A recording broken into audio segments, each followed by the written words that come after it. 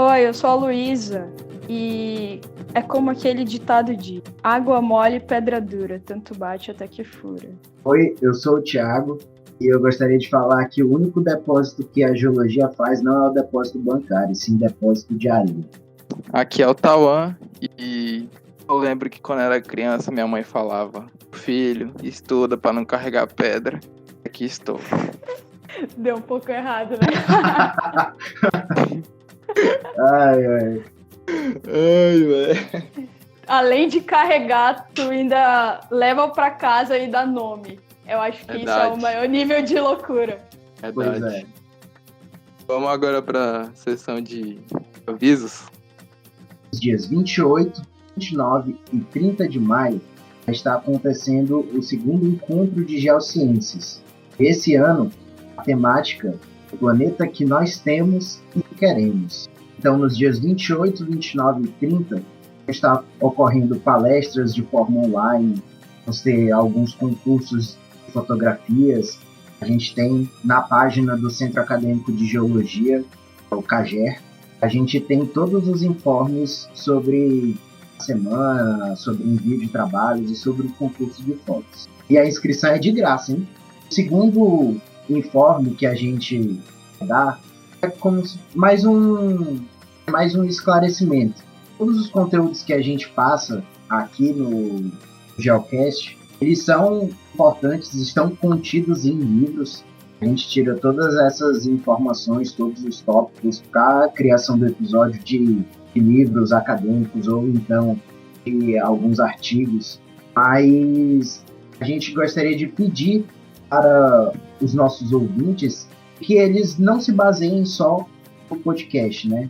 Escutem o podcast e sempre procurem buscar novas informações para construir um entendimento bem bacana, né? A gente tem muitos artigos, muitos livros. Só reforçando, pessoal, que o nosso podcast ele é para ajudar e auxiliar o estudo de vocês. Então, às vezes a gente pode estar falando de uma forma muito, não técnica, a gente pode estar falando de uma forma muito desvirtuando um pouco da geologia, mas é só para facilitar o entendimento de vocês. Vocês vão ter tudo mais técnico nos livros didáticos e nos artigos.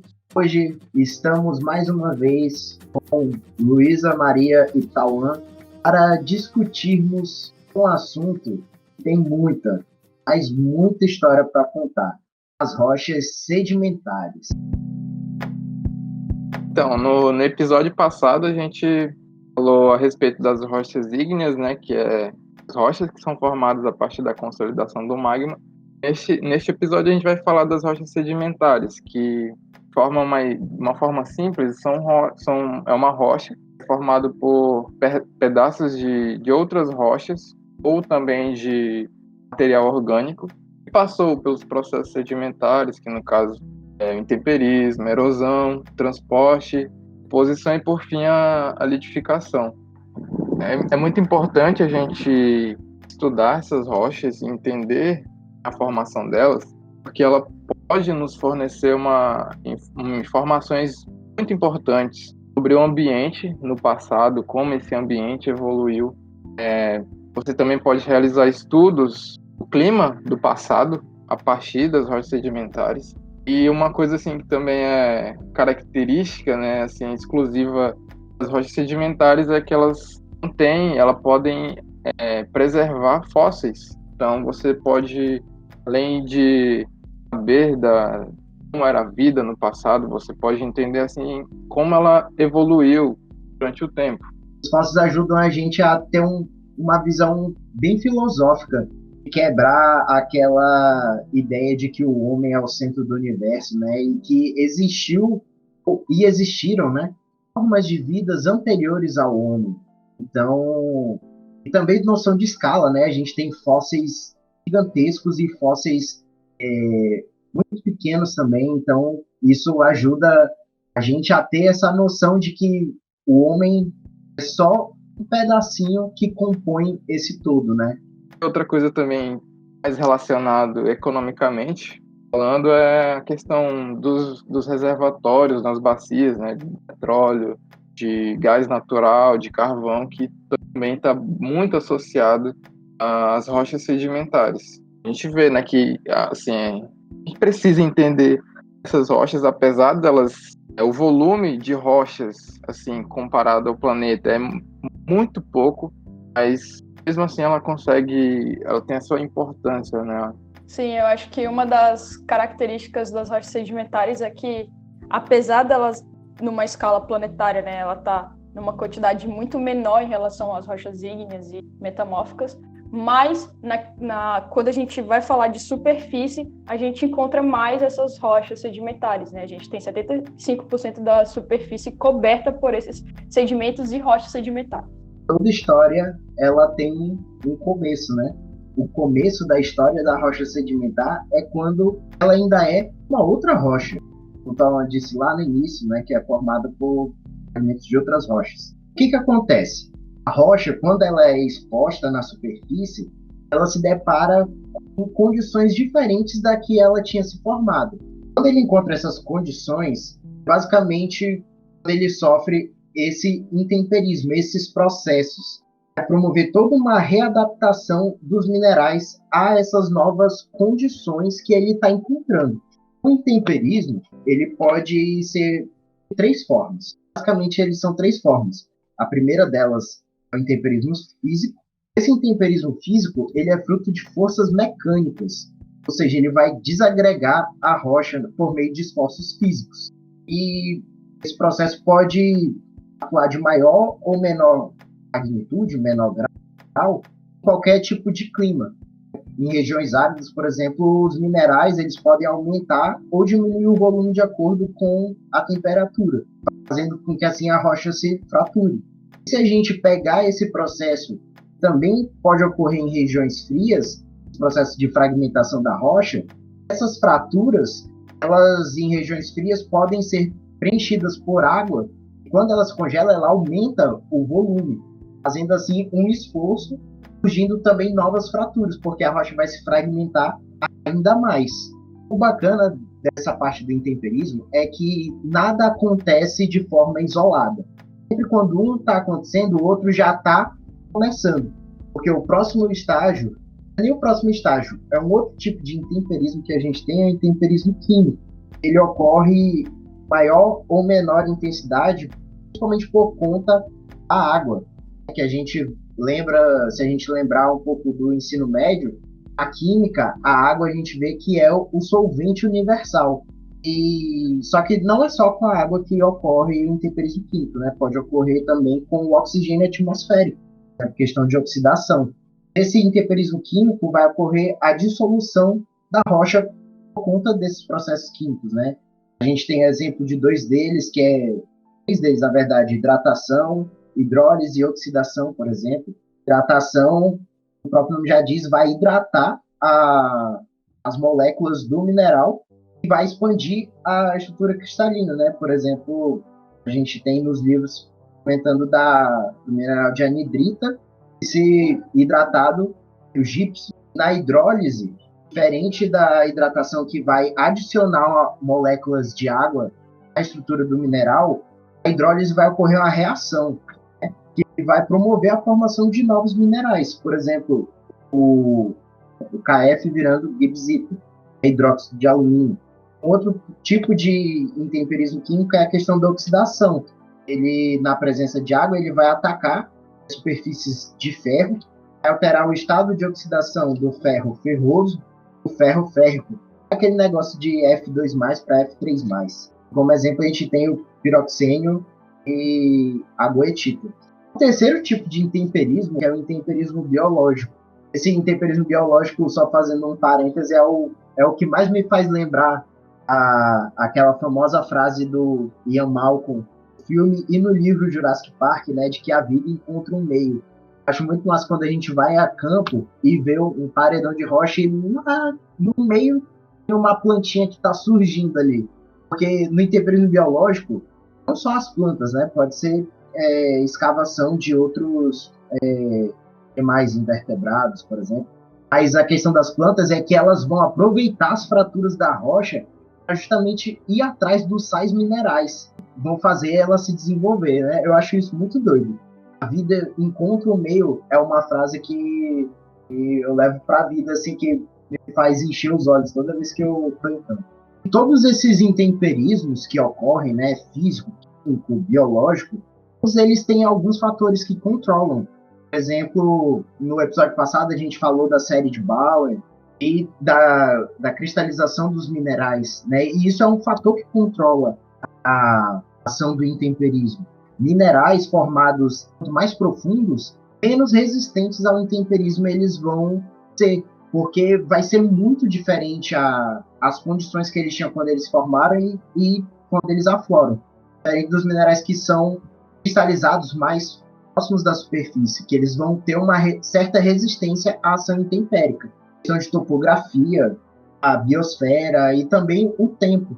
E depois que o intemperismo age nessa rocha, né, desagregando esses minerais, o próximo processo que vai acontecer é a erosão, né, que é o simples ato de remoção desse material. E assim, um dos principais agentes, né, dessa erosão que a gente pode destacar aqui, que é a água, o vento e o gelo. E o principal agente de erosão, no caso, é a água, assim, na Terra falando, apesar de ter alguns ambientes em que outros agentes são mais importantes, como, por exemplo, no deserto vai ser o vento, nos polos vai ser o gelo. Mas, assim, no geral, se você for olhar, a água ela é quem é a principal agente de erosão. E depois vai vir um transporte que vai levar esses sedimentos, né, da área fonte, onde foi gerado esses sedimentos, até no caso, a bacia de deposição.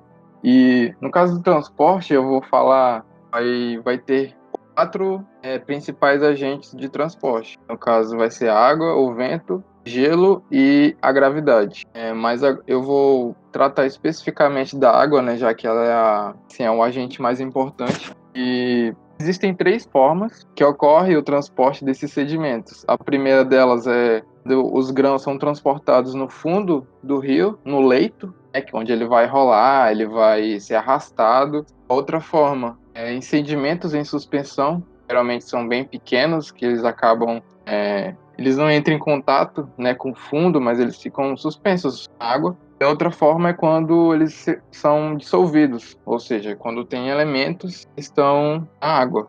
E uma coisa que é meio que óbvia, mas é bom falar, e quanto mais rápido é a velocidade da corrente, né, desse fluido, maior vai ser a capacidade dele de levar sedimentos maiores. Então, por exemplo, eu tô lá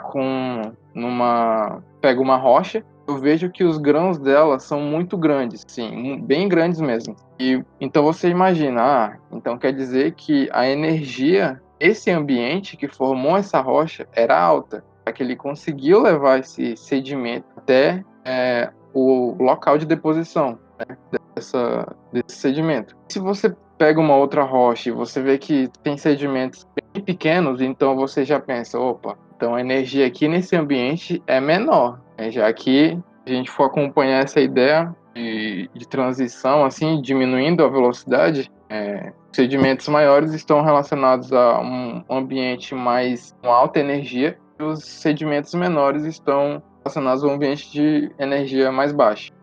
Bem, outro processo importante nesse caminho sedimentar é a deposição. Ela corresponde à fase de sedimentação ou acumulação de sedimentos, onde esses sedimentos depositados podem ter sido originados, como o Tauan já citou, de rochas pré-existentes, ou seja, eles foram transportados mecanicamente a uma região mais rebaixada, por exemplo, uma bacia.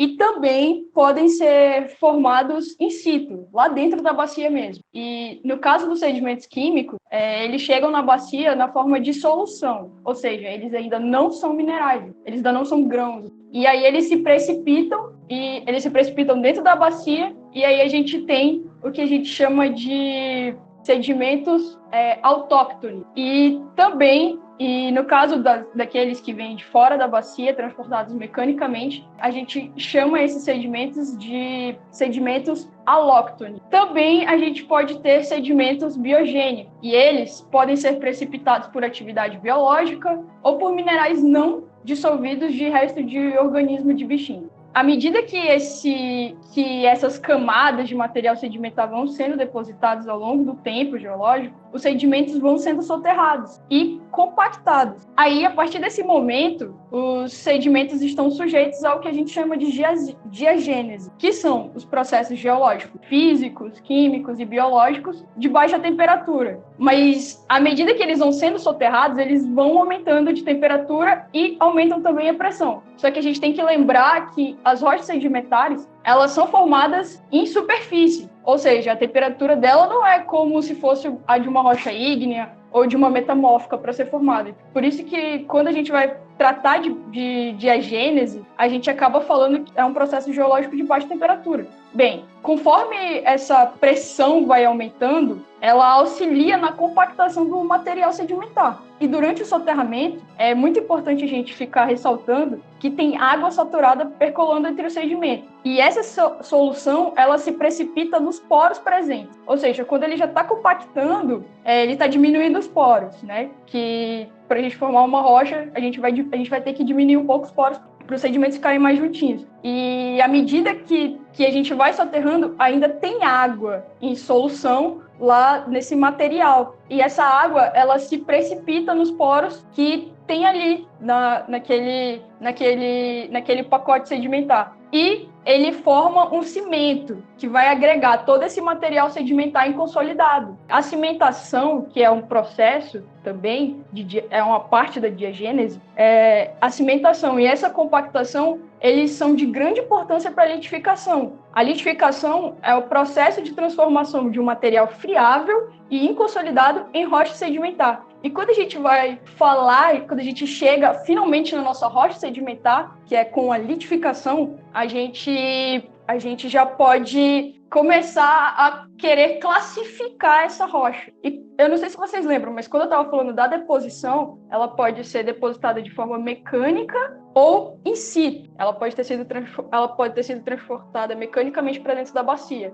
E quando a gente trata desse transporte mecânico, a gente chama essas rochas sedimentares de rochas terrígenas, né? Elas têm restos de outras rochas pré-existentes. E a gente já pode começar a pensar em dar nomes a essas rochas. E isso vai depender muito do intervalo granulométrico, né, da granulometria que esses sedimentos vão ter. E também a gente pode, quando a gente está um pouquinho melhor ali na classificação dessas rochas sedimentares terrígenas, a gente já pode começar a pensar em termos de litologia. A litologia, ela compreende tanto essa granulometria, né, a textura da rocha, quanto a estrutura. Mas a estrutura a gente utiliza assim para ser mais específico, mas no começo a gente quase não utiliza muito. Bem, a gente tem os ruditos, né, que eles são rochas sedimentares com uma granulometria maior, né, e é granulometria de cascalho. Eu vou utilizar o termo cascalho, mas no cascalho eu encontro grânulos, seixos, blocos, matacões, e eu vou utilizar esse termo cascalho para ficar mais simples. Quando esse cascalho ele não é arredondado, ele é angular, a gente chama de brecha. Quando esse cascalho já é arredondado, a gente vai chamar essa nossa rocha de conglomerado, que é o que a gente mais vai encontrar em campo, talvez. E aí a gente vem diminuindo o tamanho do nosso grão. A gente vai utilizar a fração areia, que é a fração que a gente também utiliza bastante na sedimentologia, que varia de 0,06 milímetros a 2 milímetros. Essa granulometria areia, ela dá origem aos arenitos. E os arenitos mais comuns é o quartzo-arenito, que ele tem predominância em quartzo, e o arenito arcósio, que é aquele que tem a maioria dos grãos de feldspato. E aí, conforme a gente vai diminuindo, a gente tem o silt, que também é uma granulometria muito fina. Ele pode, quando tu estiver estudando, tu pode encontrar eles em lamitos, né, dentro dos lamitos. E aí o silt é uma granulometria, ele forma uma rocha sedimentar com o nome de siltito. E depois a rocha, assim, a granulometria menor que tem é a argila. A argila, ela pode ter dois tipos de rocha, assim, que a gente pode chamar, que é o argilito e o folhelho. No caso do folhelho, ele já entra naquilo que eu falei para vocês sobre litologia, né? Ele já entra nesse conceito, porque além da gente dar nome pela textura, a gente dá um nome pela estrutura. O folhelho, ele já tem uma estrutura laminada. Então, ele é um argilito laminado, sabe? E, assim, em termos de rochas terrígenas, a gente tem essas rochas. Essa parte das rochas clásticas, né? A gente tem toda essa divisão e tamanho, questão de tamanho dos clastos, né? A gente tem ela sintetizada naquela escala granulométrica que a gente está pagando as voltadas para a sedimentologia. É sempre importante a gente ter noção dessa variação de tamanho desses grãos e também, às vezes, para campo é até bom também, né? A gente levar para a questão de comparação. Às vezes, quando a gente não tem essa escala, a gente tem que usar de alguns outros artifícios a diferenciar, principalmente argila de silt, né? Ah, sim.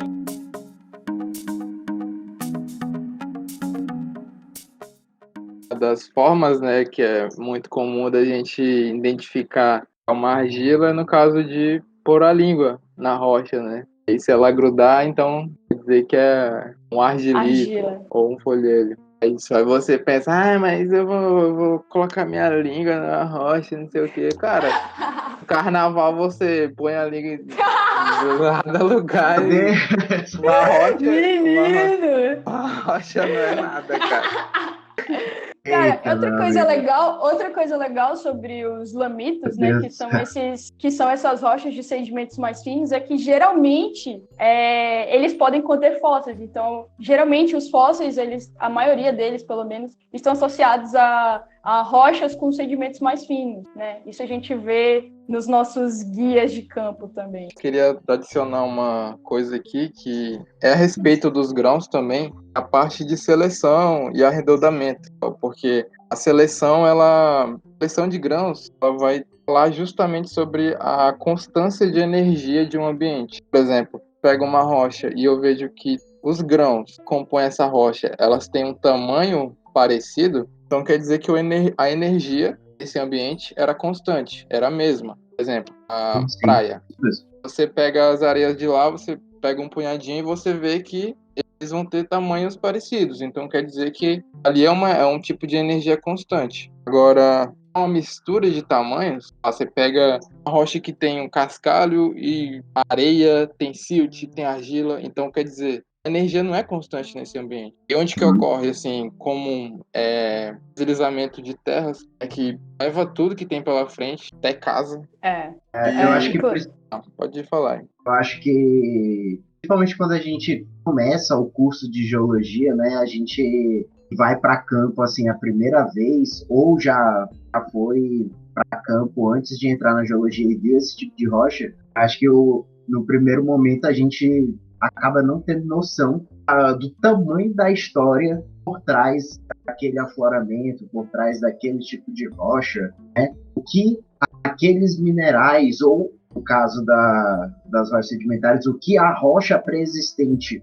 passou até que aquele grão que se fragmentou deposite em algum lugar. Né? É uma história que é bem gigante até, né? Aquela coisa que tu falou, Tauan, no primeiro episódio, que é um livro, né? A geologia, são vários capítulos de histórias diferentes nessa ciência. A outra coisa também que eu ia falar, né, de arredondamento e do tamanho do grão. Esses dois critérios, eles podem falar sobre distância de erosão que esses grãos passaram. O que eu quero dizer com isso? Por exemplo, grãos menores e as bordas desses grãos, eles são mais arredondados, isso quer dizer que ele está longe da área-fonte. Quando tem grãos maiores e angulosos, ele vai estar mais perto da fonte. Por exemplo, um leque aluvial é um depósito onde marca a transição, né, de uma região montanhosa para uma região plana. Então, se você pega lá uma rocha que está lá na montanha e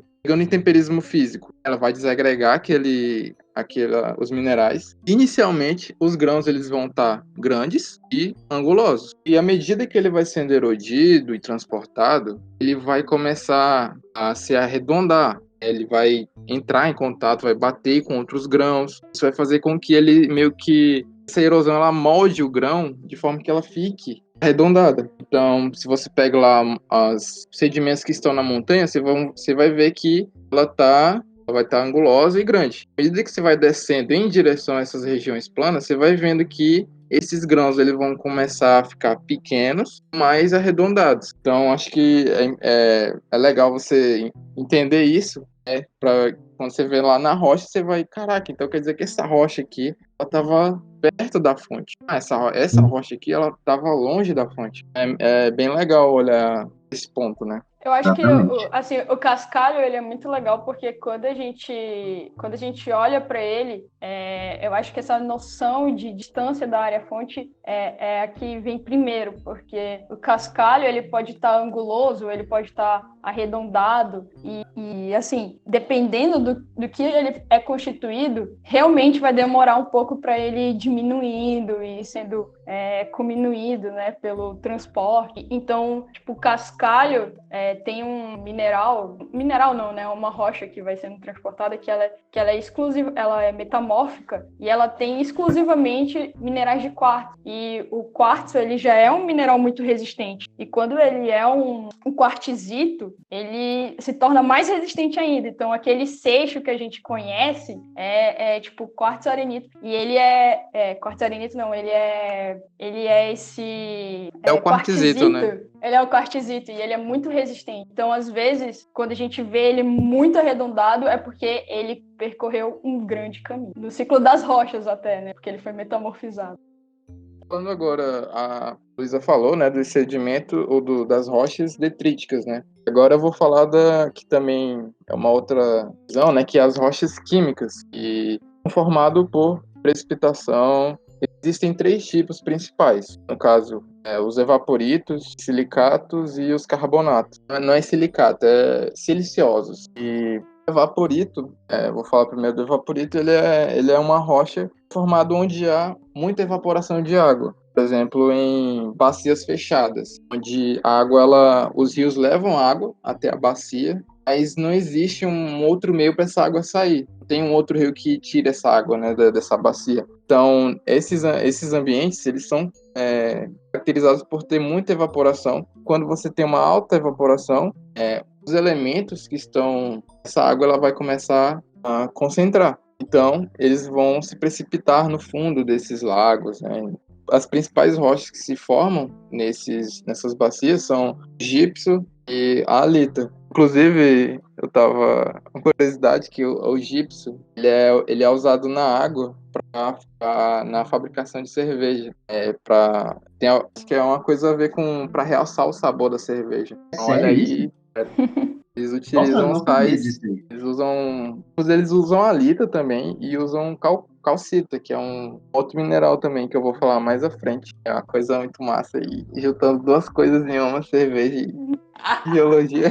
Por isso que tem Não, professor que James fala que Hunter. quando o cara forma na geologia, se ele não vira geólogo, ou ele vira padeiro ou ele vira cervejeiro, né? Tipo, o cara que faz lá a cerveja.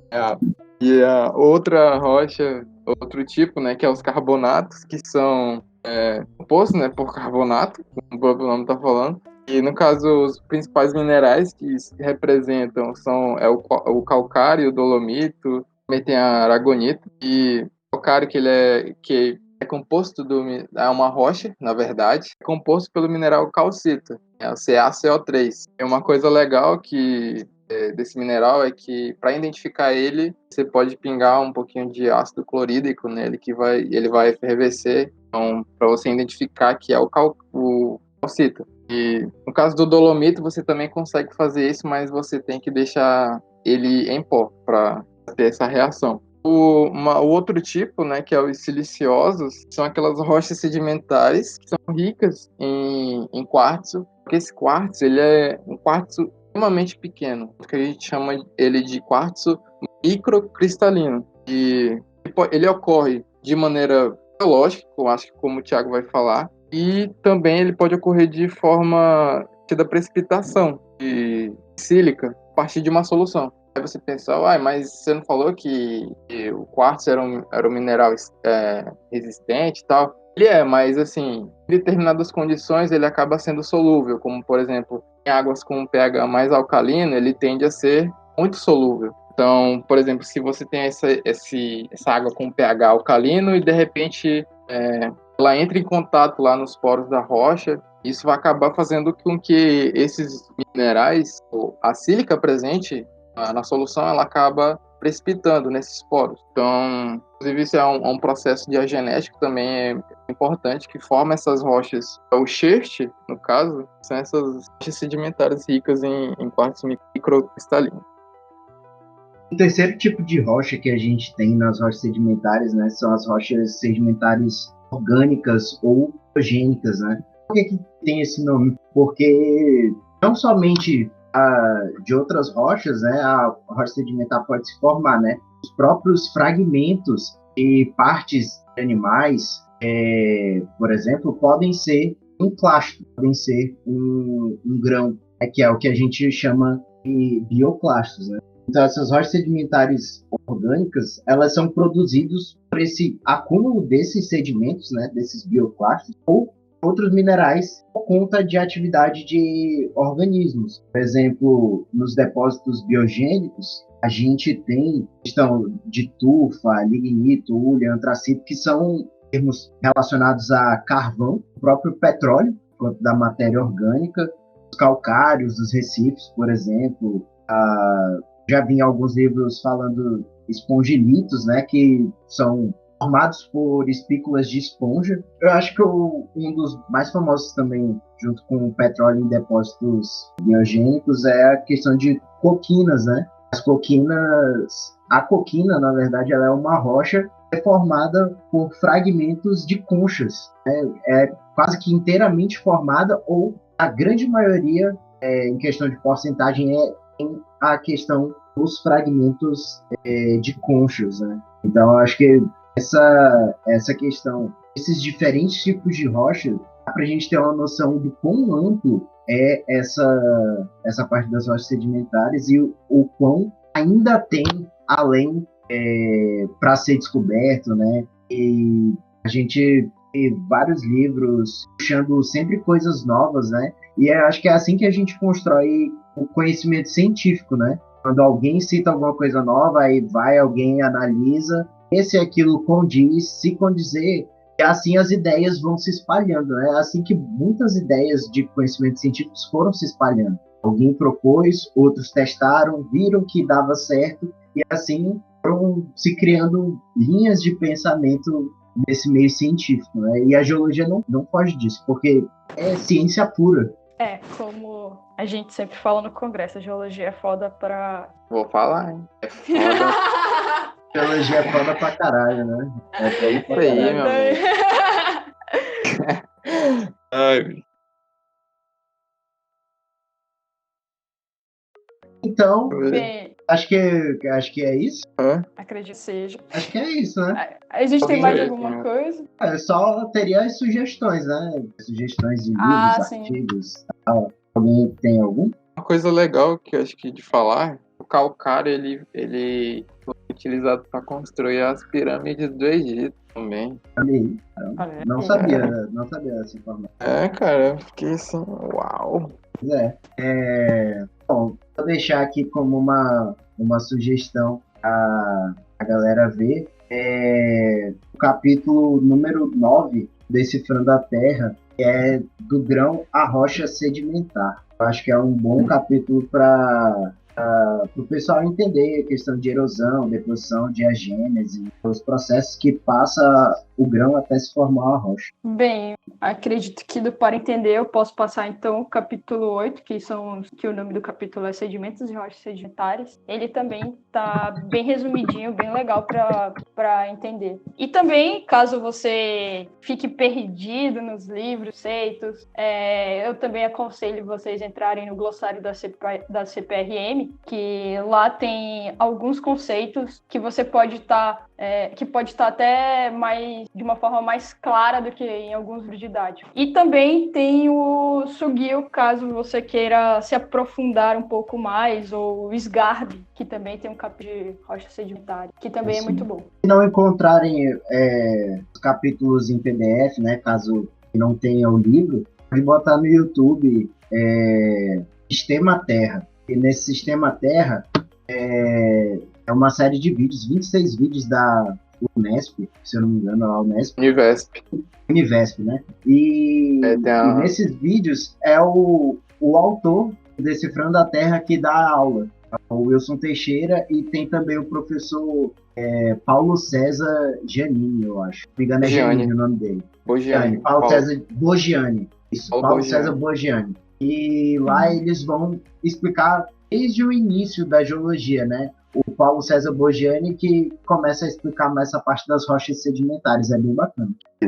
Isso. Então é isso. Estamos aqui finalizando o nosso segundo episódio. Foi um episódio bacana, né? Eu gostei desse episódio que a gente trouxe bastante assunto, né?